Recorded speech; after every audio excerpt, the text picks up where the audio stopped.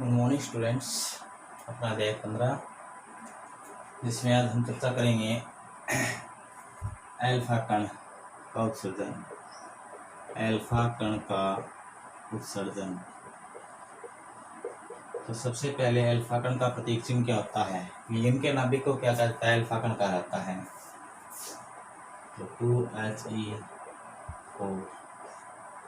ये अल्फा कण का सूत्र होता है। देखिए, किसी भी पैतृक तत्व से यदि अल्फा कण का उत्सर्जन किया जाता है, किसी भी पैतृक तत्व से अल्फा कण का उत्सर्जन किया जाता है तो उसकी जो परमाणु संख्या है उसमें 2 अंकों की कमी तथा द्रव्यमान संख्या में 4 अंकों की कमी होती है और अल्फा कण का उत्सर्जन होता है। जैसे इसके लिए एक उदाहरण लिखते हैं। ZXA, Z है परमाणु संख्या, A है द्रव्यमान संख्या, X कोई तत्व है। क्या है? X कोई तत्व है। तो अल्फा कण का उत्सर्जन करना है। किसका उत्सर्जन करना है? अल्फा कण का। तो इसके उत्सर्जन के लिए परमाणु संख्या में कितने अंकों की कमी होगी? 2 अंकों की। नया तत्व बन जाएगा और द्रव्यमान संख्या में 4 अंकों की प्लस अल्फा कण इस प्रकार दिखा सकते हो। 4। जैसे मान लीजिए आपको ये कह दिया जाए 8 और 16, इससे अल्फा कण का उत्सर्जन कीजिए। क्या उदाहरण के लिए बता रहा हूँ, सिर्फ अल्फा कण का उत्सर्जन करेंगे तो परमाणु संख्या नीचे वाली इसमें 2 अंकों की कमी करेंगे। कितने अंकों की कमी करेंगे? 2 अंकों की। तो 2 अंकों की कमी करेंगे 6 पर होता है कार्बन। 16 में से 4 जाएंगे, द्रव्यमान संख्या में 4 अंकों की कमी करेंगे तो कितने रह गए? 12 प्लस 2He4। देखते हैं संतुलित है क्या समीकरण। परमाणु संख्या यहाँ पर टोटल 8 है, यहाँ पर 6 और 2 8, यहाँ पर द्रव्यमान संख्या 16 है, 12 और 4 16। ठीक है ना? तो अर्थात किसी भी पैतृक तत्व से अल्फा कण का उत्सर्जन किया जाता है तो परमाणु संख्या में 2 अंकों की कमी होती है और द्रव्यमान संख्या में 4 अंकों की कमी होती है और अल्फा कण का क्या हो जाता है? उत्सर्जन हो जाता है। इसी प्रकार देखिए आगे।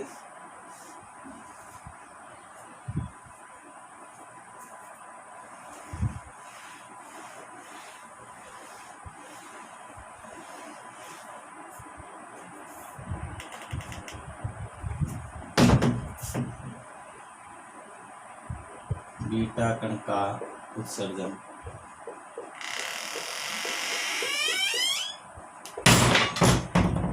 बीटा कण का उत्सर्जन। तो देखिए, बीटा कण का उत्सर्जन करते हैं तो क्या होता जाता है? जब किसी पैतृक तत्व से या जनक तत्व से बीटा कण का उत्सर्जन किया जाता है तो उसकी द्रव्यमान संख्या में कोई परिवर्तन नहीं होगा, लेकिन परमाणु संख्या में क्या हो जाता है? परिवर्तन हो जाता है। या तो 1 अंक की वृद्धि हो जाएगी या 1 अंक की कमी हो जाएगी और बीटा कण का क्या हो जाता है? उत्सर्जन हो जाता है। ठीक है ना? इस आधार पर बीटा कणों को 2 भागों में विभाजित किया जाता है। एक तो होता है बीटा प्लस कण। कौन सा होता है? बीटा प्लस कण। तो देखिए, यदि किसी तत्व से बीटा प्लस कण का उत्सर्जन किया जाता है तो जनक तत्व की परमाणु संख्या में 1 अंक की कमी होती है। ठीक है ना? और पॉजिट्रॉन का निर्माण होता है। इसका निर्माण होता है, पॉजिट्रॉन का निर्माण होता है। तो देखिए, जैसे बीटा प्लस कण यदि देख रहे हैं तो इसके लिए सूत्र लिखते हैं। तो कोई मान लीजिए आपके पास तत्व है X जिसकी परमाणु संख्या Z, द्रव्यमान संख्या A है और कह दिया जाए बीटा प्लस कण निकालिए इससे, तो परमाणु संख्या में 1 अंक की कमी कर दो, नया तत्व बनेगा। द्रव्यमान संख्या में कोई परिवर्तन नहीं होगा, प्लस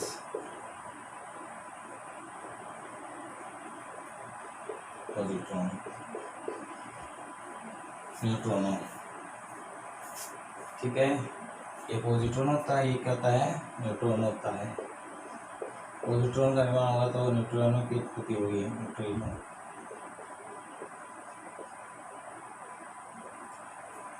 ठीक है,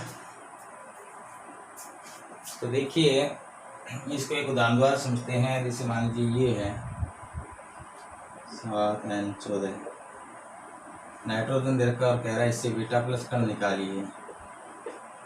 बीटा प्लस कण निकालते हैं तो परमाणु संख्या में 1 अंक की कमी 6 छः होता है कार्बन, 6C14 प्लस आगे भी करिए +1 0 न्यूट्रिनो। इसको कहा जाता है पॉजिट्रॉन। क्या कहा जाता है?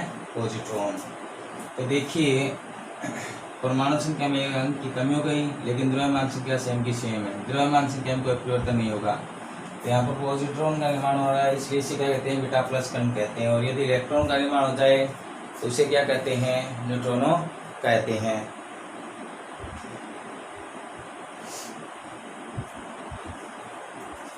अब देखते हैं बीटा माइनस कण।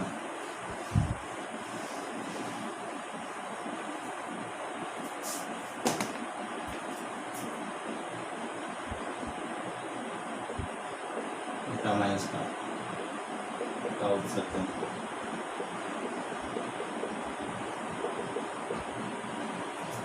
तो इसके लिए क्या होगा? देखो, यदि किसी जनक तत्व से बीटा माइनस कण का उत्सर्जन हो रहा है, इसका बीटा माइनस कण का उत्सर्जन हो रहा है, तो जनक तत्व की परमाणु संख्या में एक अंक की वृद्धि हो जाती है और इलेक्ट्रॉन और एंटी न्यूट्रॉनों की उत्पत्ति होती है। देखिए जैसे इसके लिए फॉर्मूला लिखते हैं ZXA, एक अंक की इस बार वृद्धि करनी है, पिछले वाले में क्या की थी? कमी की थी। नया तत्व बनेगा, द्रव्यमान संख्या सेम की सेम रहेगी, प्लस इलेक्ट्रॉन उत्पत्ति होगी, इलेक्ट्रॉन और साथ में एंटी न्यूट्रॉनों। इसको कहा जाता है एंटी न्यूट्रॉनों। एंटी न्यूट्रॉनों इसी में बार बार करते हैं। अब देखिए जैसे एक उदाहरण से समझते हैं। 7N14 बीटा माइनस कण निकालना है। इस बार क्या निकालना है? बीटा माइनस कण। तो एक अंक की वृद्धि करो 8 में कौन होता है? ऑक्सीजन। ये ऐसा प्लस -6 इलेक्ट्रॉन एंटी न्यूट्रॉनों। तो ये देखते हैं यहाँ पर परमाणु संख्या 7 है, यहाँ पर 8 और -1 7, यहाँ पर द्रव्यमान संख्या 14 है और 14 और 0 14। इस प्रकार बीटा माइनस कण में क्या होता है कि जनक तत्व जो होता है उसकी परमाणु संख्या में एक अंक की क्या हो जाती है? वृद्धि हो जाती है और द्रव्यमान संख्या में कोई परिवर्तन नहीं होता है। ठीक है ना? तो ये बीटा कणों का हमने क्या पढ़ा? उत्सर्जन ये पढ़ा। ठीक है। अब इसके बाद हम देखते हैं गामा किरणों का उत्सर्जन। इसका गामा किरणों का देखिए, गामा किरणों में न तो द्रव्यमान संख्या परिवर्तन होगा और न ही परमाणु संख्या में परिवर्तन होगा।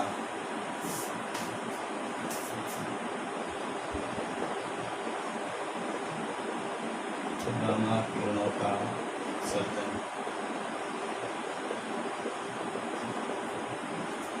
देखिए, गामा किरणों में क्या बताया जाता है? सामान्य रूप से सभी नाभिक मूल अवस्था में रहते हैं, लेकिन कुछ नाभिक ऊर्जा पाकर उत्तेजित अवस्था में आ जाते हैं। जब किसी तत्व से अल्फा किरणों का उत्सर्जन होता है न तो जनक तत्व की द्रव्यमान संख्या में परिवर्तन होगा, नहीं परमाणु संख्या में। ठीक है। क्योंकि गामा किरणों द्वारा परमाणु द्रव्यमान और परमाणु संख्या मान क्या होता है? गामा किरणों के लिए 0 होता है। ठीक है ना?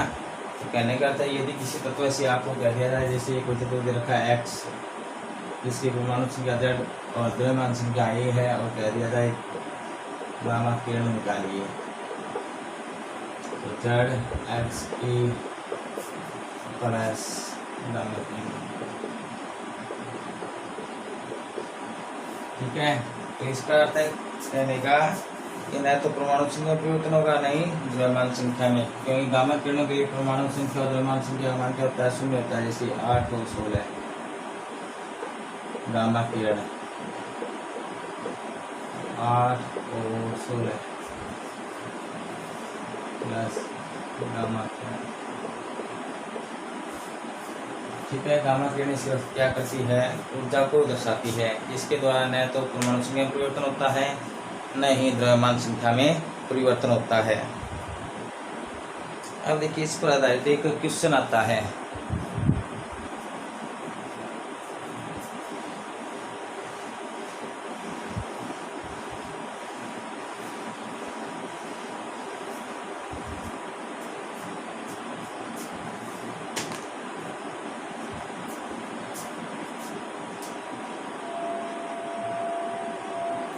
क्या नंबर का आता है?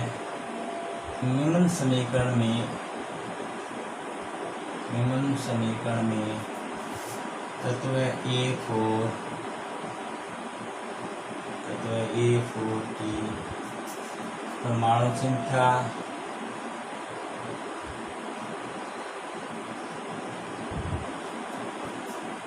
व द्रव्यमान संख्या में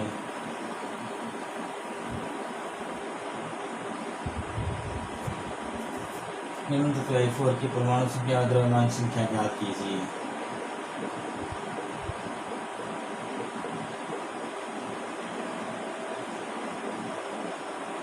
ये क्वेश्चन दे रखा है। तो देखिए इसमें जो समीकरण वो ये है A1 90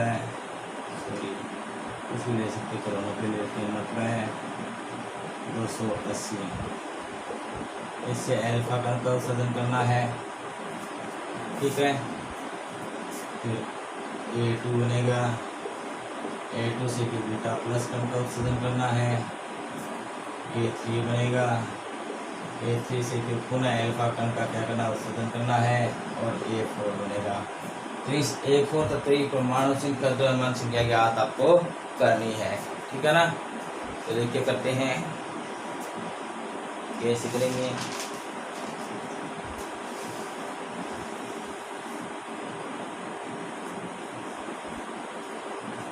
अल्फा कण निकालते हैं तो आपके पास क्या होगा भाई, परमाणु संख्या में 2 अंकों की कमी, 90 में 2 कम करेंगे 88, नया तत्व A2 देखा आपको, और 4 अंकों की कमी करेंगे तो 276, बीटा प्लस कण, इसमें 1 अंक की कमी और हो जाएगी 87, A3 और द्रव्यमान संख्या कोई परिवर्तन होगा 276। फिर अल्फा कण का कर रहे हैं, अल्फा कण करेंगे परमाणु संख्या में 2 अंकों की कमी 85, नया तत्व रखा A4 और 2 अंकों की कमी 272। तो नया जो तत्व आया A4 उसकी परमाणु संख्या कितनी प्राप्त होगी 85, द्रव्यमान संख्या कितनी प्राप्त होगी 272। इस प्रकार आप करके दिखा सकते हो। 1 नंबर में कई बार ये पूछा जाता है, ठीक है ना।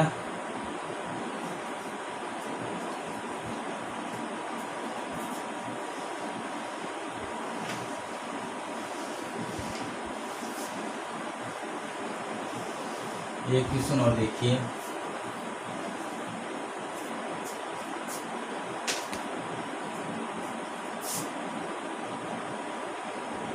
एक क्वेश्चन और है, सिद्ध कीजिए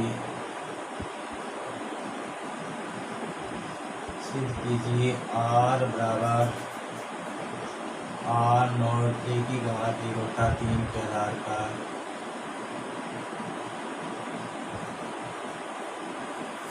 पर किसी नाभिक का घनत्व है,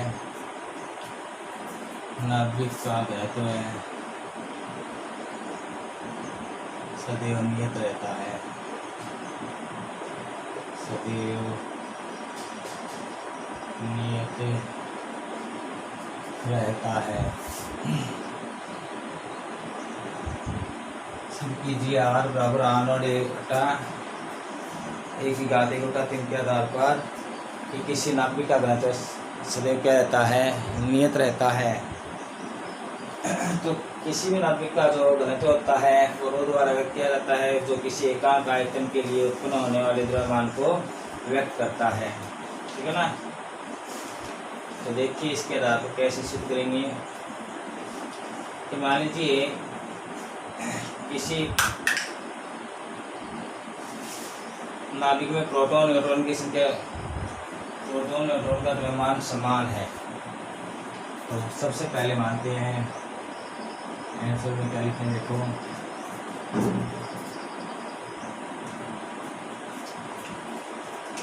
माना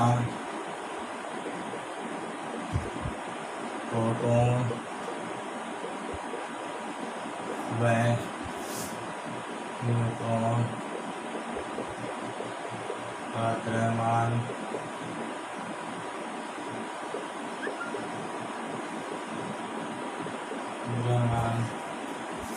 मोलर मान लेते हैं समान है।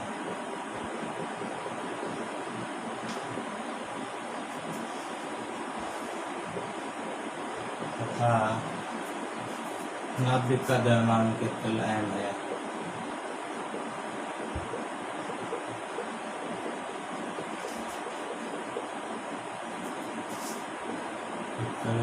एम है और द्रव्यमान संख्या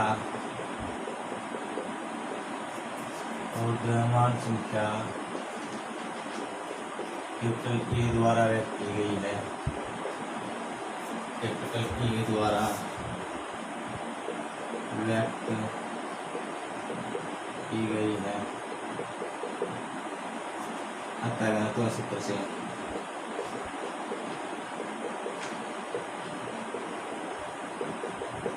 तो सूत्र से रो बराबर करता है एम अपॉन वी होता है। करता है तो सूत्र रो बराबर एम अपॉन वी। क्योंकि नाभिक का द्रव्यमान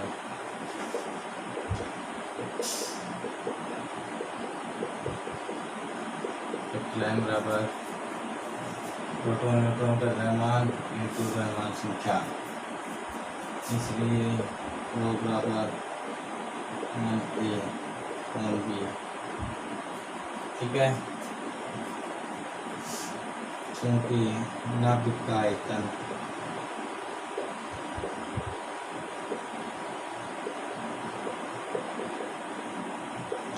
बराबर 4/3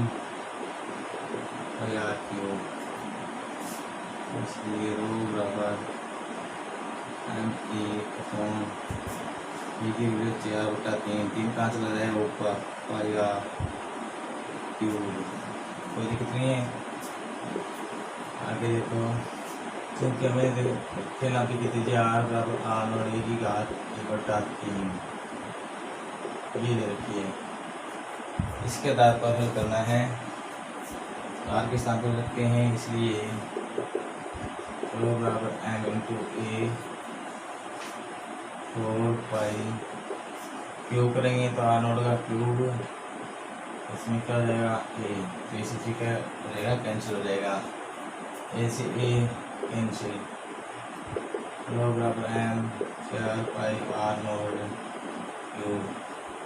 ये आ गया नहीं आ गया, तो यहाँ पर स्मॉल एम है प्रोटॉन का द्रव्यमान, जिसका मान फिक्स होता है। कितना होता है 1.67 × 10⁻²7, पाई का मान 3.14 और आर नोड का मान 1.2 × 10⁻15। सभी मान रख देते हैं। तो देखिए एम का मान कितना होता है 1.67 × 10⁻27, 4 पाई का मान 3.14, r naught cube, r naught की वैल्यू होती है 1.2 × 10⁻15 क्यूब। हल करोगे तो एक फिक्स मान आ जाएगा इसका। ये सभी क्या है नियतांक का फिक्स मान आपके पास, तो गुणा करने को क्या आएगा, फिक्स मान ही प्राप्त होगा, जो होगा आपके पास 2.3 × 10⁻17, 2.3 × 10⁻17 kg प्रति मीटर क्यूब। इस प्रकार किसी समीकरण के द्वारा कह दिया जाए कि आर बराबर आर नोट ए की घात 1/3 के आधार पर किसी नाभिक का घनत्व ऐसे सदैव नियत रहता है, सिद्ध करना आ जाए तो आप क्या करोगे कि प्रोटॉन और न्यूट्रॉन का द्रव्यमान मान लीजिए समान है और उसे स्मॉल एम द्वारा व्यक्त कर दो। किसके द्वारा व्यक्त कर दो, स्मॉल एम द्वारा। ठीक है, स्मॉल एम द्वारा व्यक्त कर दिया। और नाभिक का संपूर्ण द्रव्यमान कैपिटल है, मान लीजिए और द्रव्यमान संख्या क्या मान लीजिए कैपिटल ए। तो घनत्व सूत्र क्या कहता है, रो बराबर एम अपॉन बी। नाभिक का द्रव्यमान क्या गया, एम बराबर स्मॉल एम इंटू ए। तो स्मॉल एम इंटू ए है वो वैल्यू रख दो। बी नाभिक का आयतन, तो इसकी त्रिज्या हम नाभिक की त्रिज्या मान लेते हैं कैपिटल आर हमें दे रखी है, 4/3 पाई आर क्यूब। ठीक है, तो ये जो वैल्यू यहाँ पर रखते हैं, तो आपके पास 4/3 रखोगे तो 3 चला गया ऊपर पाई आर क्यूब। चूँकि हमें दे रखा प्रश्न में आर बराबर ए की घात 1/3, यदि आर की स्थान रखते हैं आर नोड, तो आर नोड की क्यूब आएगा, कोई दिक्कत नहीं है। एक ही घात 1/3 का क्यूब करेंगे, ये आ जाएगा, ए से क्या हो गया, ये कैंसिल हो गया। तो एम नियत होता है प्रोटॉन का द्रव्यमान, इसका मान होता है 1.67 और पाई का मान फिक्स होता है 3.4 और आर नोट 1.2 मीटर की होल क्यूब हो गया। कोई दिक्कत नहीं, हल करोगे तो कितना आ गया, द्रव्यमान 2.3 × 10⁻17 kg प्रति मीटर क्यूब। कोई दिक्कत नहीं है, कर सकते हो, ठीक है ना।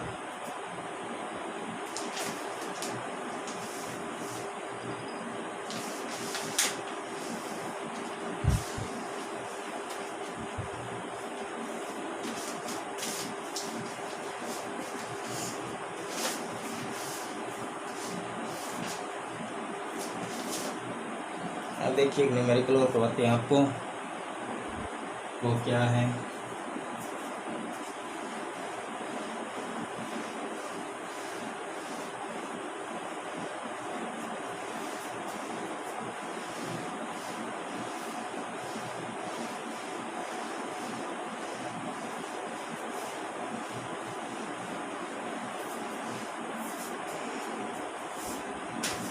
अब देखिए एक समीकरण दे देता है, मान लीजिए जैसे ये क्वेश्चन दे रखा है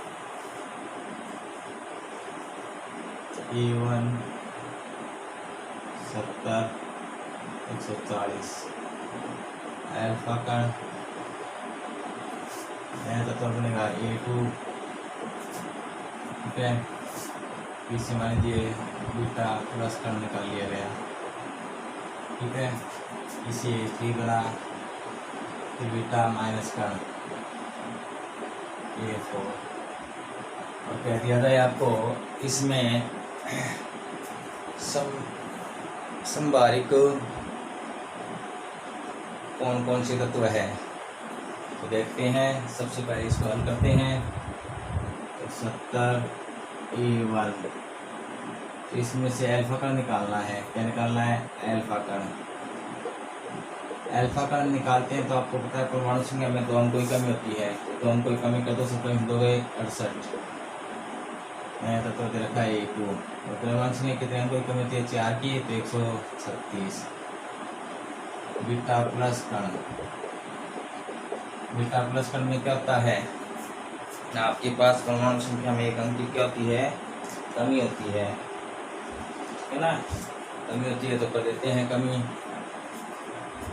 67 1 अंक की कमी करेंगे। A3 द्रव्यमान संख्या में कोई परिवर्तन नहीं होता है। बीटा प्लस बीटा माइनस कण निकालना है, तो 1 अंक की क्या करनी होती है, वृद्धि। A3 में 1 अंक की वृद्धि करेंगे तो 68, A4 136। तो समबारी पूछा गया है कि इसमें समबारी कौन कौन से होंगे, तो A2 A3 A4 ये सभी क्या है, समबारिक है। और यदि आपको पूछा जाए समस्थानिक कौन से हैं, तो परमाणु संख्या समान होनी चाहिए, तो A2 और A4 क्या है, एक दूसरे के समस्थानिक है, ठीक है ना, कोई दिक्कत नहीं है। इस प्रकार आप क्वेश्चन हल कर सकते हो। आज के लिए इतना काफ़ी है, नेक्स्ट क्लास में बताएंगे नाभिक के भट्टी के बारे में, ठीक है, नाभिक के विकिरण के बारे में। ओके, आज के लिए गुड बाय।